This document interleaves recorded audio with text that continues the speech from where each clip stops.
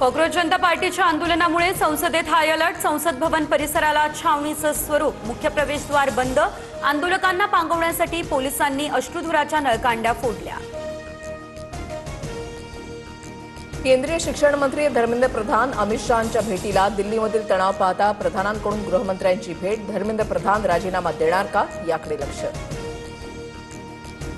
नीट paper फुटीवरून संसदेत विरोधकांचा गदारोळ। सलग 5व्यांदा लोकसभेचं कामकाज स्थगित, तर राज्यसभा उद्यापर्यंत स्थगित। संसदेच्या आत आणि बाहेर तणावाचं वातावरण।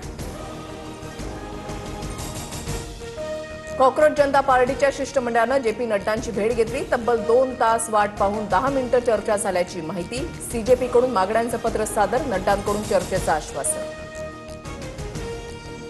जंतर मंतरवर आंदोलकांवर लाठीचार्ज। काही आंदोलक पोलिसांच्या ताब्यात। पोलिसांकडून शिवीगाळ, मारहाण झाल्याचा आंदोलकांचा आरोप। जंतर मंतरवर जामर बसवले। परिसरातील इंटरनेट सेवा पूर्णतः ठप्प। विद्यार्थ्यांवर लाठीचार्ज करणं ही कोणती लोकशाही। विद्यार्थ्यांच्या बाबतीत सरकार असंवेदनशील। काँग्रेसच्या मल्लिकार्जुन खरगेंकडून लाठीचार्जचा निषेध। कॉक्रोच जनता पार्टीचं आंदोलन हे नौटंकी। धर्मेंद्र प्रधान यांनी पेपर फोडला का? पेपर फुटीवरून विरोधकांचं राजकारण सुरू। चंद्रशेखर बावनकुळे यांची टीका।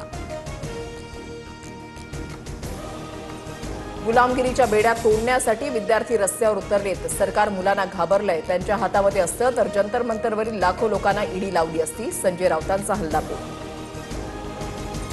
दिल्ली पोलिसांची कारवाई। हायकोर्टाच्या निर्देशानुसार राऊतांकडून तरुणांना भडकवण्याचा प्रयत्न सुरू। नवनाथ बन यांचा हा पलटवार।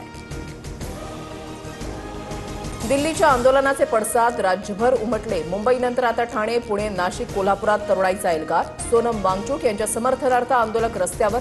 तिरंगा आणि पोस्टर्स घेऊन शिक्षण मंत्र्यांच्या राजीनाम्याची मागणी। मुंबईत पुढील 15 दिवसांसाठी जमावबंदी लागू। 23 जुलैपासून 6 ऑगस्टपर्यंत जमावबंदीचे आदेश। दिल्लीतील आंदोलनाच्या धर्तीवर शासनाची सावधगिरी।